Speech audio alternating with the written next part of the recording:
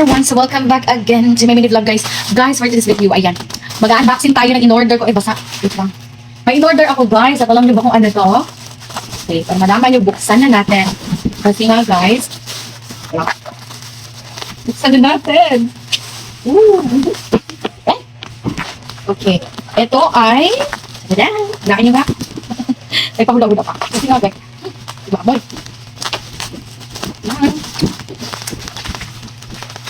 Kasi nga guys, amoy ng ano, gusto ko na talaga magda-diet, no? So, nakakapagod minsan kasi mag-exercise. Kahit may treadmill tayo, nakakapagod. Kaya eto, susubukan mo lahat na, no? Lahat ay susubukan natin. Kaya umorder ako ng shirataki rice. Excited ako guys. Shirataki rice guys, ito ay Japanese rice. So, para siyang magic na hindi mo kailangan lutuin. Na-excite ako. This is from Mr. Squirrel. Ayan. Ilagay ko sa baba ang sa comment section guys ang link para pwede na rin kayo umorder nito. So, susubukan ko muna guys ganito. Okay ba? Shirataki rice everyday. So, para tingnan natin kung makontrol natin yung sarili natin. Kasi alam niyo ang pagdadaya talaga ay isang disiplina talaga. So, wala tayong disiplina. Siyempre, no, yung maisip mo, magda-diet ka, but later on, pag nandiyan na yung food, oh my God, mawawala yung diet mo, kaya tigilan niyo ako, Chares. So, ayan na guys. Ay, mali mo ginawa ko, okay. Pero nitong lock, okay. Ayan na siya. Ganda pala ng ano niya guys, oh. Maganda siya. Dried rice.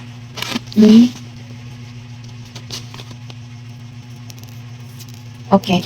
So, ayan guys, ang gagawin natin, wala pa, may in-order din ako guys, nalagayan ko talaga, yun ang lalagayan ko. Yung doon ako magluluto, etc. So, ito guys ay 1 cup. So, kaya na siguro, no? Kasi kung 2 cups, ang 3 cups tayo guys ay char. Pero now, let's try 1 cup guys. Ang gagawin daw is 1 cup na shirataki rice. Parang ang dami yata. Char! So, ito na lang, wag natin punuin. Sana all. Punuin na lang natin kasi may klase pala ako. Kailangan ko ng energy. Oh my gosh. O, ito na guys. So, parang dami nito. Char. Nagulat pa. Tapos, kung ano yung measurement na nilagay mong rice, ayun din ang desmart. At no need na daw siya hugasan. Okay, wag na natin hugasan.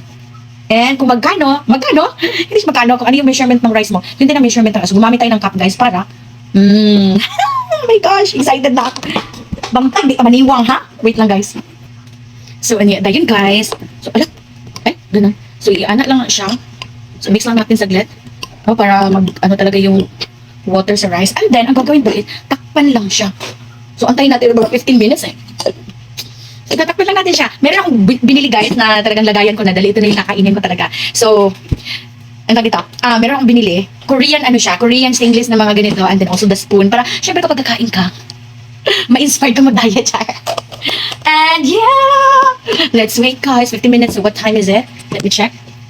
Alright. So, i-wait natin mga until 30. Ano ba? Basta 15 minutes. Antayin na lang natin. So, let's go guys. The time is 1:27.